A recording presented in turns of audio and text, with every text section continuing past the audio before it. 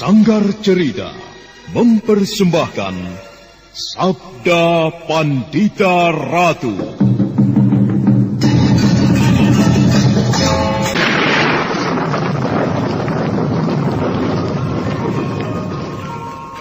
Sabda Pandita Ratu. Naskah ditulis oleh Pondra Swasti Langit, diolah oleh Agung Bahrodi, didukung oleh artis-artis terkemuka Ferry Fadli, Eli Ermawati, M. Abud, Ivone Rose, dan lain-lain.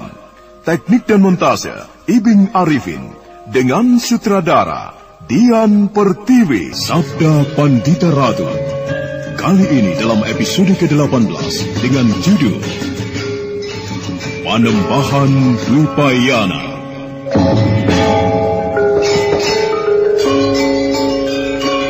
Berlangsung semakin meningkat dan kian membuat Kameswara penasaran serta tidak mengerti bagaimana seharusnya sikapnya. Matahari pagi memanjat semakin tinggi, udara sejuk mengalir dari lereng-lereng Gunung Gangsir.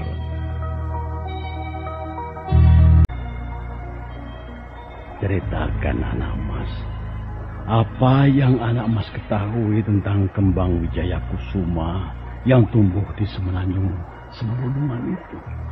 Baiklah Panembahan, aku akan bercerita, meski sebenarnya aku percaya bahwa Panembahan telah mengetahui apa peran dari kembang aneh yang tumbuh di dekat Teluk Pampang itu. Ceritakan anak mas. Sebagaimana diketahui dan barangkali telah menjadi kehendak dari para dewa, sebuah bongkahan logam telah jatuh dari langit, membuat bencana dan malapetaka. Bongkahan logam itu mempunyai pengaruh buruk kepada siapapun yang menguasainya. Dengan keris buatan Mpu Gandring, ditambah kesaktian yang dimilikinya, maka Ken Arok dapat malang melintang untuk berbuat apapun, tanpa ada yang bisa mencegah. Apalagi kemudian ia telah menjadi seorang raja yang mempunyai kekuasaan besar. Maka kebenaran akan berada di dalam genggaman tangannya, dan ia bisa mempergunakan semaunya. Kembang itu anak mas.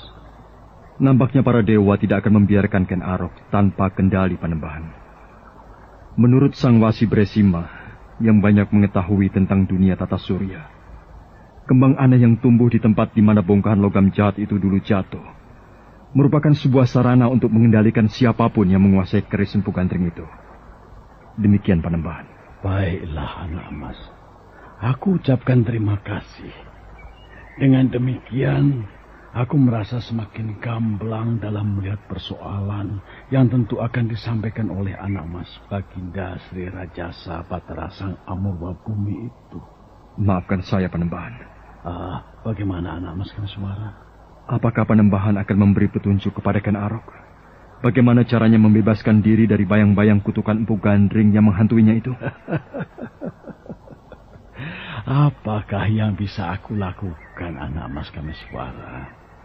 Supata atau kutukan yang dijatuhkan oleh Mpu Gandring ibarat sebuah ketentuan yang telah digariskan oleh kekuasaan tertinggi di dunia ini. Mampukah orang macam aku ini mengubahnya anak mas Kameswara?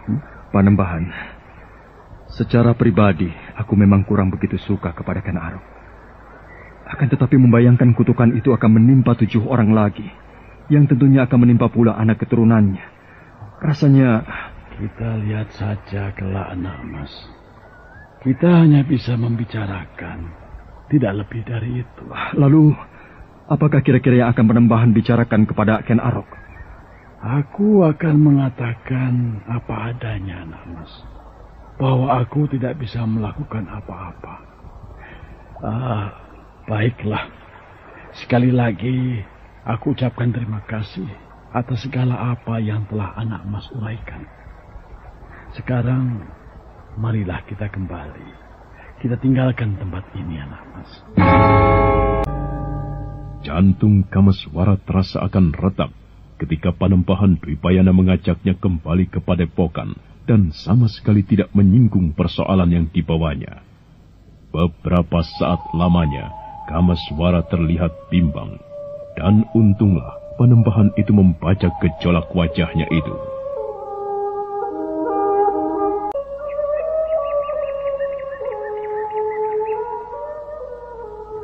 Anak mas Kameswara kelihatannya masih belum puas. Apakah anak mas masih akan membicarakan sesuatu? Maafkan aku, Panembahan.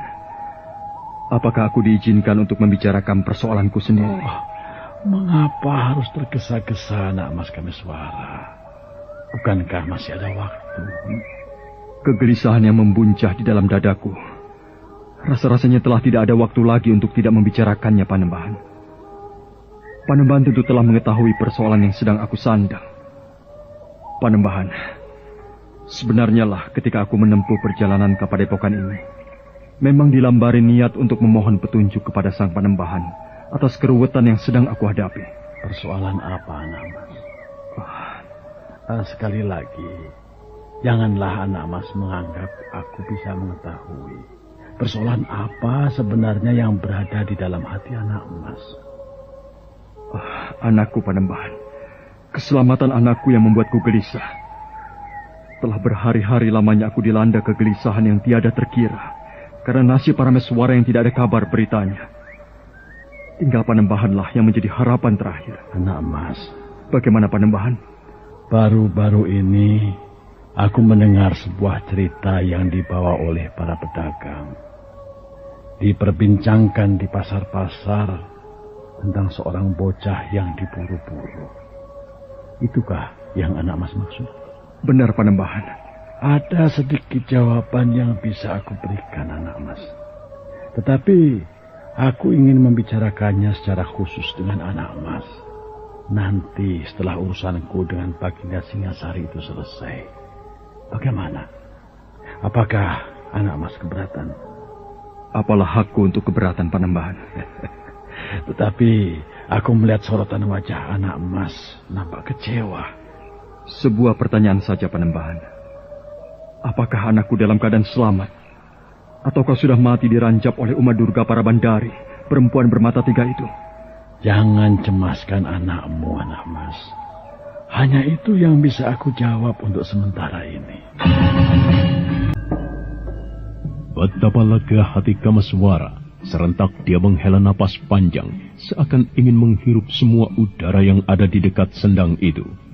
Sebenarnya lah, Kameswara merasa sangat percaya dengan apa yang diucapkan oleh Panembahan Dwipayana.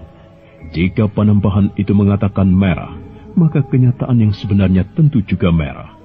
Jika Panembahan itu mengatakan putih, maka kenyataan yang sebenarnya tentu putih. Terima kasih, Panembahan. Meskipun aku belum bertemu dengan anakku, akan tetapi aku merasa lega. Aku percaya bahwa Parameswara sekarang berada di dalam perlindungan yang aman. Tuntunlah aku, anak mas. Mari kita kembali ke Padepokan. Tanpa menunggu permintaan itu diucapkan dua kali, Kameswara segera menggandeng tangan Panembahan Dwipayana. Dengan tertatih-tatih, Panembahan itu kemudian berjalan. Bagaimanapun juga, di dalam hati Kameswara tumbuh rasa heran. Keadaan Panembahan yang tua, yang ringkih, yang tiada bertenaga, sangat bertolak belakang dengan berbagai masalah yang seolah berada di dalam genggaman tangannya. Jangan-jangan sangat keliru apa yang menjadi dugaanku. Aku mengira di dalam diri Sang Panembahan tersimpan berbagai jenis ilmu kanuragan yang dahsyat dan tiada terkira. Tetapi menilik keadaan Panembahan yang seperti ini, dugaan itu sebenarnya keliru. Bisa jadi Sang Panembahan hanya mempunyai pengaruh yang luar biasa terhadap orang berjubah merah yang mengaku bernama Prabangkara itu, atau kakek tua yang bernama Prabancana. Sayang sekali, rupanya Sang Panembahan sangat senang berteka-teki. Bagaimana caranya agar aku bisa mengetahui latar belakang Sang Panembahan ini? Dugaanku meleset, Paman Wasi Bresima. Meleset bagaimana, anak mas? Panembahan ternyata tidak membicarakan persoalan yang aku bawa. Lalu? Sang Panembahan justru mengajakku berbincang persoalan yang dibawa Ken Arok. Persoalan Ken Arok? Persoalan apa, anak mas? Ken Arok telah membunuh Mpu Gandring, dan Raja Singasari itu sedang dihantui oleh kutukan yang dijatuhkan Mpu Gandring. Kutukan? Kutukan apa, anak mas? Hanya Ken Arok yang tahu.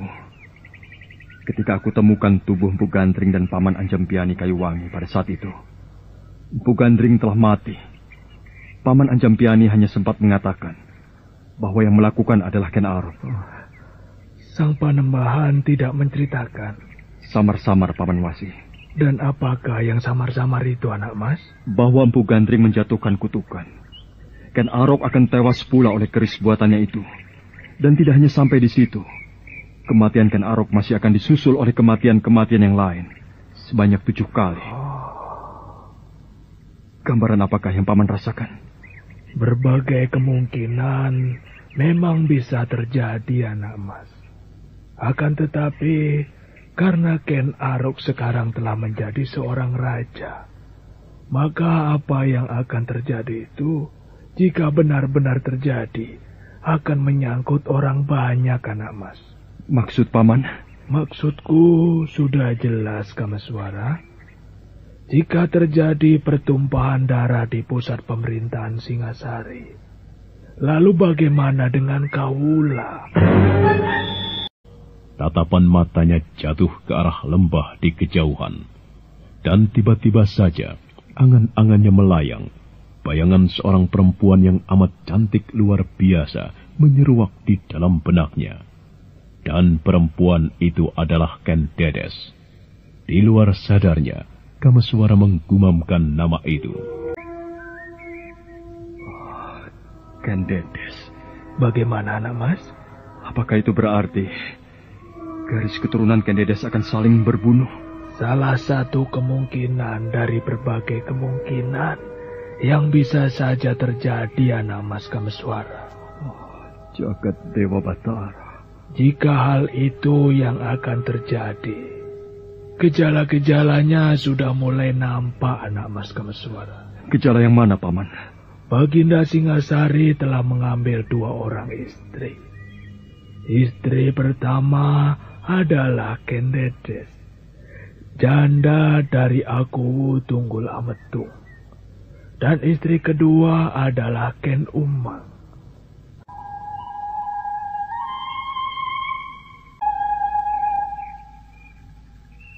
Tuanku. Ada apa, Cantrik? Hamba diutus oleh Panembahan untuk menanyakan apakah tuanku telah merasa cukup beristirahat. Aku sudah merasa lega, Cantrik. Jika demikian, Sang Panembahan mengundang tuanku untuk berbincang di ruang Sanggar Pamujan. Sekarang, Cantrik? Hamba, tuanku.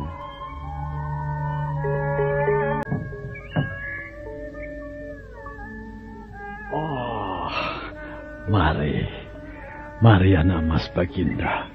Silakan duduk anak mas. Terima kasih Panembahan. Ken Arok duduk di atas suatu kilang. Watu berarti batu. Kilang adalah nama jenis batu yang pipih kehitam-hitaman dan biasa dipergunakan sebagai umpak bangunan dan tempat duduk. Ken Arok yang berderajat raja itu duduk berhadap-hadapan dengan Panembahan Dwipayana. Nah, apa yang akan diutarakan Panembahan Dwipayana pada Ken Arok? Dan bagaimana pula persoalan yang dibawa Ken Arok yang bergelar Sri Rajasa Batara Sang Amurwa Bumi itu? Bagaimana, anak mas Baginda? Setelah beristirahat barang sejenak, anak mas tentu merasa tubuh anak mas segar kembali. Demikianlah Panembahan. Aku merasa segala penat-penat di tubuhku setelah menempuh perjalanan jauh dari Singasari menuju ke Padepokan Dandang Kandaga ini. Syukurlah. Dengan demikian, kita akan berbincang dengan keadaan pikiran yang segar. Bukankah begitu, anak mas Baginda? Benar, Panembahan. Bagaimana dengan keadaan Singasari di saat anak mas tinggalkan seperti di saat ini? Berkat pangestu Panembahan, Singasari dalam keadaan baik. Singasari tidak merasa ditinggal pergi oleh rajanya. Karena yang aku lakukan sekedar masuk ke dalam Sanggar Pamujan dan tidak mau diganggu oleh siapapun. Padahal yang sebenarnya, saat itu Ken Arok telah berada di mana? Anak mas menyindir aku rupanya. Aku tidak menyindir Panembahan. Akan tetapi Panembahan sendiri yang membuat pengakuan. Baiklah anak mas. Sekarang silakan anak mas mengutarakan isi hati anak mas Baginda. Aku akan mendengarkan. Panembahan. Kegelisahanku bukannya bisa aku redakan, akan tetapi semakin menjadi-jadi. Setiap malam, atau setiap saat aku sendirian, apa yang diucapkan Empu Gandring sesaat menjelang kematiannya sangat menghantuiku. Berilah aku petunjuk, Panembahan, dengan cara bagaimana aku bisa menghindarinya. Bagaimana dengan keluarga anak mas? Maksud Panembahan? Bukankah anak mas memiliki 2 orang istri? Mereka dalam keadaan baik, Panembahan. Secara pribadi-pribadi, masing-masing memang dalam keadaan baik. Bagaimanapun juga, istri seorang raja tentu serba kecukupan. Akan tetapi yang namanya kecukupan itu bukanlah sekedar dalam wujud kebutuhan sehari-hari, nyandang dan mangan. Itulah yang aku tidak habis mengerti, Panembahan. Aku menghendaki di antara kedua istriku itu, satu dan lainnya bisa saling menerima. Padahal kenyataan yang sebenarnya bagaimana, anak mas? Ada jurang yang merentang dan menganga di antara mereka. Itulah awal dari segala apa yang anak mas Baginda gelisahkan. Tetapi segalanya sudah terlanjur. Anak mas Baginda tentu tidak bisa memutar waktu untuk kembali ke masa lalu kembali. Apa yang anak mas alami mirip-mirip dengan kisah dalam Mahabharata, di mana Pandu Dewanata, pewaris kerajaan Hastinapura, pernah dibayangi oleh sebuah kutukan. Pada suatu hari, Pandu Dewanata pergi berburu di hutan. Dilihat oleh Pandu, sepasang menjangan sedang memadu kasih. Di mata Pandu Dewanata, apa yang diberbuat oleh sepasang binatang itu seperti sesuatu yang tidak pantas dilakukan, apalagi di hadapan seorang raja. Pandu marah, dan kemudian dilepaskannya anak panah. Anak panah itu melesat dengan cepatnya dan membunuh seketika kijang betina, serta menancap di jantung kijang jantan. Pandu terkejut ketika kemudian melihat wujud kijang itu berubah menjadi manusia. Ternyata sepasang kijang itu adalah panjelmaan dari sepasang pertapa. Pertapa itu tidak bisa menerima perlakuan Pandu Dewanata yang semena-mena.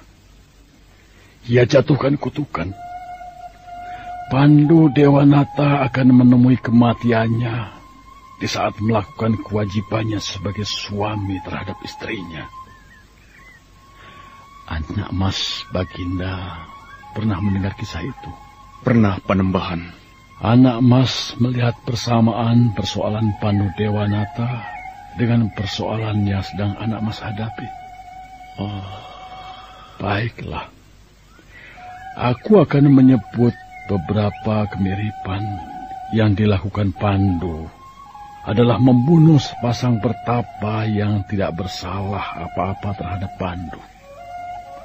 Sedang anak mas Baginda melakukan kesalahan, membunuh Empu Gandring yang tidak bersalah apa-apa kepada anak mas. Cobalah anak mas Baginda bertanya di dalam diri anak mas sendiri. Apakah kesalahan yang telah dilakukan Empu Gandring? Aku merasakannya, Panembahan. Empu Gandring memang tidak bersalah. Aku yang keterlaluan. Aku yang tidak sabaran. Akulah yang salah. Persamaan yang lain adalah baik Empu Gandring ataupun pertapa yang dibunuh oleh Pandu Dewanata itu sama-sama menjatuhkan kutukan. Anak emas seperti halnya Pandu kemudian menjadi cemas, sangat cemas. Pandu merasa cemas bukan karena takut kematian akan menimpanya. Akan tetapi justru karena belum mempunyai keturunan dari kedua istrinya. Padahal Pandu berkewajiban menurunkan garis keturunan untuk menduduki tahta Hastinapura.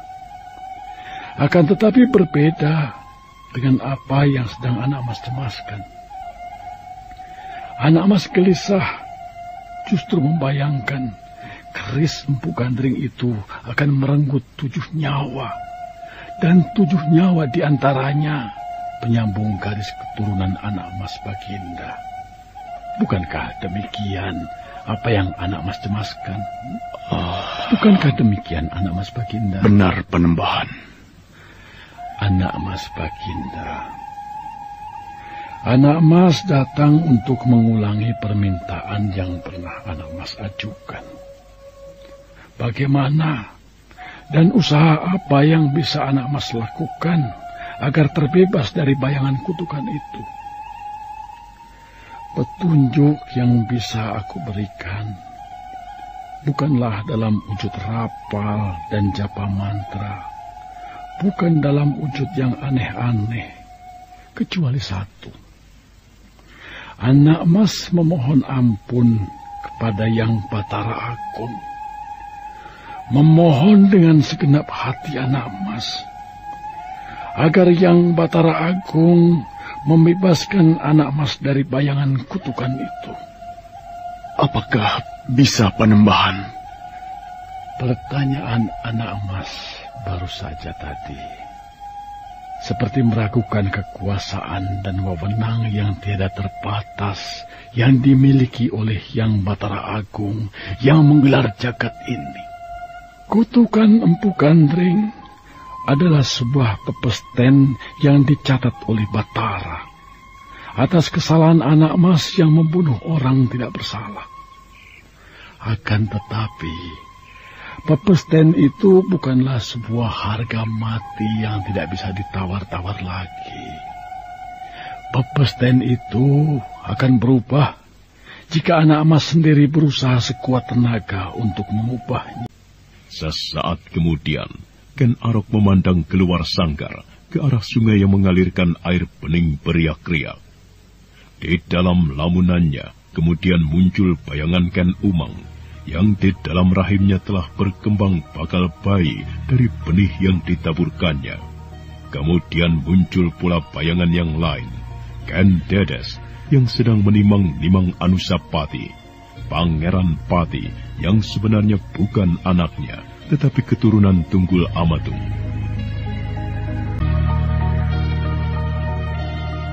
Apakah yang Anak Mas lamunkan? Anusapati, Panembahan. Kenapa dengan Pangeran Pati, Anak Mas? Apakah aku dapat mengubah sejarah dengan melenyapkannya, Panembahan? Melenyapkan Anusapati? Benar, Panembahan. Dengan melenyapkan Anusapati, Anak Mas mengira akan mengubah sejarah. Mengapa Anak Mas bisa berpikir demikian? Meski dirahasiakan, kelak Anusapati akan tahu bahwa akulah yang membunuh ayahnya yang sebenarnya. Aku Tunggul Amatung. Apakah Panembahan tidak berpikir bahwa kelak jika Anusapati telah dewasa dan mampu berpikir, maka ia akan membalas kematian ayahnya? Panembahan, Anusapati, anak Ken Dedes itu saat ini menjadi persoalan yang menyita perhatianku, menghantuiku, membuatku gelisah dan tiada tentram. Aneh sekali. Mengapa Anak Mas Baginda bisa berpikir demikian? Panembahan, adalah bukan salahku jika aku tidak mempunyai rasa sayang sebagai layaknya seorang ayah terhadap anaknya. Meski aku mencoba menipu diri sendiri, tetapi aku tidak bisa membantah bahwa Anusapati itu bukan anakku. Ia anak orang lain. Itulah yang justru harus dienyahkan Anak Mas Baginda Singasari. Anak Mas telah melakukan suatu kekeliruan dengan membunuh Empu Gandring. Anak Mas Baginda kemudian dibayangi oleh kutukan yang membuat anak Mas tidak tentram itu. Mengapa anak Mas akan mengulangi kesalahan yang sama? Apa dosa bayi itu? Sehingga di dalam hati anak Mas terbesit niat untuk membunuhnya. Telah aku bayangkan, Panembahan. Kelak, anak itu akan membalas kematian ayahnya. Dan itulah awal dari bukti kutukan Empu Gandring. Kutukan itu harus aku cegah, Panembahan. Caranya lah yang aneh. Anak Mas akan mengenyahkan Anusapati. Bagaimana jika Anusapati meniru apa yang dilakukan Empu Gandring? Menjatuhkan kutukan pula. Apa yang bisa dilakukan seorang bayi, Panembahan? Jangan meremehkan hal semacam itu. Kutukan seorang bayi yang dibunuh tanpa bersalah adalah kutukan yang tidak terucapkan, karena bayi itu belum mampu mengucapkan. Akan tetapi, Yang Batara Agung di atas sana tentu akan membalaskannya. Anak Mas, mengapa anak Mas Baginda harus merasa cemas terhadap kemungkinan semacam itu? Pada dasarnya, segalanya tergantung kepada anak Mas Baginda. Bagaimana cara anak Mas mendidik dan melimpahinya dengan kasih sayang? Jika anak Mas Baginda mampu menempatkan diri benar-benar sebagai ayahnya, bayangan buruk yang menghantui anak Mas itu tidak perlu terjadi.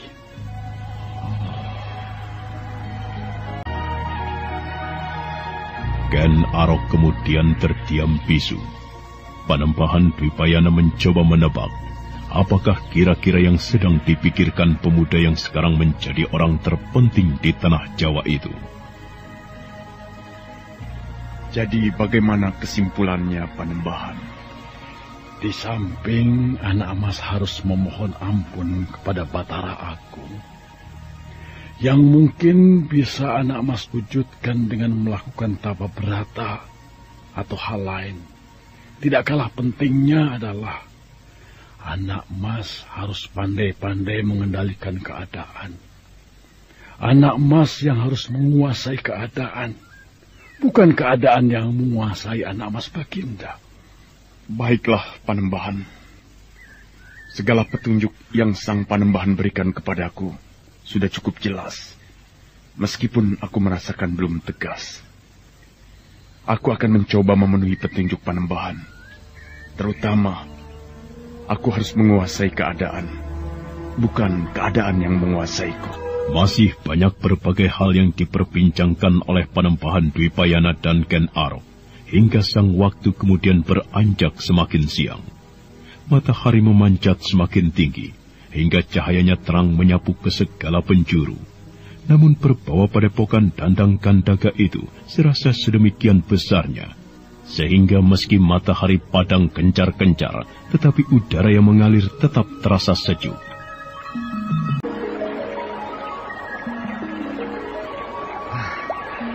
Apa yang kau lamunkan, Badrawati? Aku tidak sedang melamun, Paman. Oh ya? Aku sedang berpikir. Baiklah. Lalu, apa yang sedang kau pikirkan itu? Aku berusaha melupakannya. Tetapi terasa sangat sulit sekali, Paman Ryangon. Rupanya kau masih mencemaskan jika Baginda Singasari marah kepadamu. Benar, Paman. Rasanya sulit aku membayangkan bagaimana aku bisa berbuat kurang ajar di hadapan seorang raja. Dan kau membayangkan Baginda Singasari yang murka akan bisa menjatuhkan hukuman mati kepadamu? Tidak, tetapi apakah ada kemungkinan Baginda jika murka akan berbuat seperti itu? Ya, boleh jadi. Jika Baginda murka hanya karena persoalan semacam itu, maka Baginda adalah sejenis raja yang sewenang-wenang, raja yang kejam. Justru karena itu aku akan melawannya. Maksudmu? Kau akan menabuh tambur peperangan terhadap Singasari, begitu? Tentu tidak, Paman. apa yang akan bisa kulakukan untuk menghadapi Singasari? Dan apalagi mana tamburnya? Lalu, cara bagaimana yang akan kau pergunakan untuk melawan tindakan yang sewenang-wenang itu, Badrawati? Aku akan melarikan diri, dan aku akan berusaha agar tidak tertangkap. Itu yang akan aku lakukan. Tapi, itu andai kata Baginda akan murka kepadaku. Lihat, itu orang yang sedang kita perbincangkan. Badrawati yang sedang duduk di atas dingklik bambu di bawah pohon mangga menoleh ke arah yang ditunjuk oleh Lare Angon. Di sana nampak Ken Arok sedang berbincang-bincang dengan Putut Gajah Wengker. Dan terlihat kemudian Putut Gajah Wengker mengantarkan Ken Arok menuju ke tempat di mana Kameswara dan Wasi Bresima sedang beristirahat. Nah, apa yang akan dilakukan oleh Badrawati dan Lare Angon? Serta bagaimana nasib bayi Parameswara yang masih belum diketahui bagaimana nasibnya?